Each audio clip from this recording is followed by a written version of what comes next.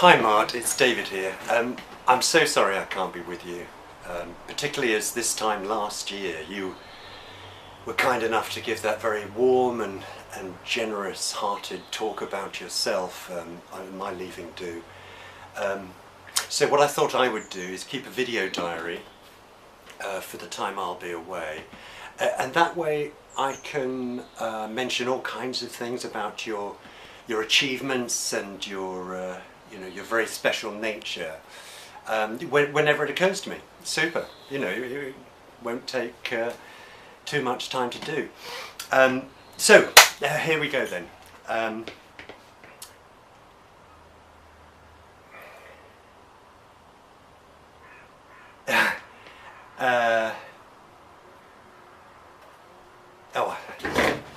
bound to think of something soon.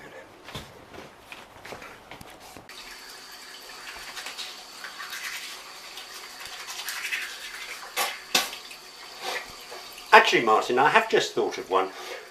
Do you remember that time on a Sunday morning at about 6 o'clock some years ago when you phoned me up to ask if I'd come and help you put the roof back on the drama studio? Have a word with Jackie about that one.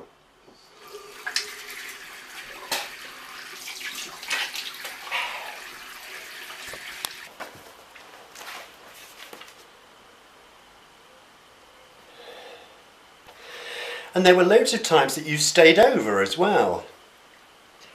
Though, to this day, you still deny that you borrowed a pair of underpants from me.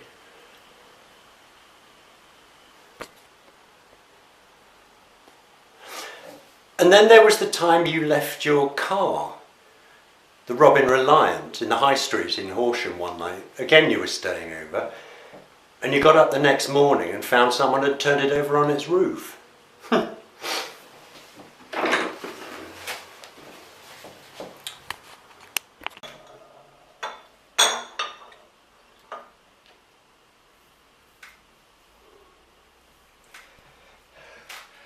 What about being late every time to academic board? Thank you.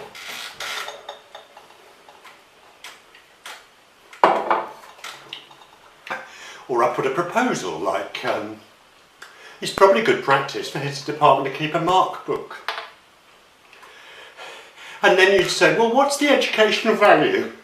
What is the educational value to the young children to keep a mark book?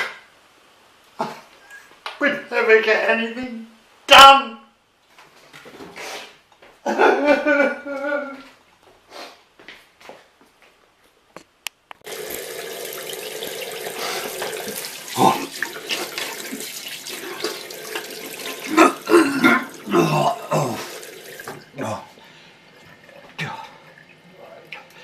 Well, just recently, we'd arranged when I'd help you out with that programme of revision lectures.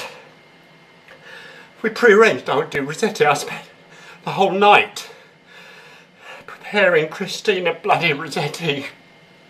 Oh. In the morning, you said I was doing Thomas Hardy.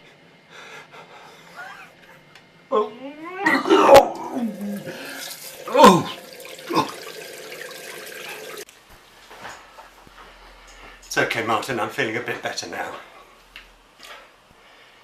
Every year, Karen and I used to run a sweepstake on whose Tsar would be the last in. You won it every time. And there were times we gigged together, weren't there? In the band with Roger Dalrymple and Louisa and all of them. But don't think I didn't notice that my amp was always on 0 and yours was on 10. And do you remember that crush you had on Francis and how you'd deliberately turn up early for your interviews and even ask for more interviews to do?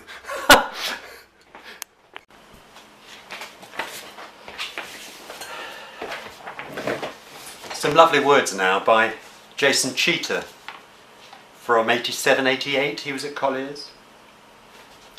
A couple of months ago, I was preparing to go on stage at the National Theatre.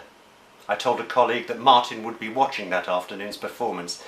I said then, as I always say, he's the reason I decided to become an actor. I met Martin after the show and we had a drink and a chat and a laugh as we always do, and he told me that it was, in a way, quite an emotional discussion. He said he'd been considering retiring this year, but his current thinking was that he might continue a while longer. He expressed some familiar anxieties and insecurities about his ability to teach, and also the effect of some of the other pressures that come with the job. But he also seemed to be trying to articulate some lingering self-belief. I told him what I know to be true. Mart, you're a brilliant teacher. I didn't say this to him at the time, but I also privately suspect that he may be unique. As you may have gathered, I love and respect Mart deeply. He is, however, still a fat bastard who needs to clean his kitchen.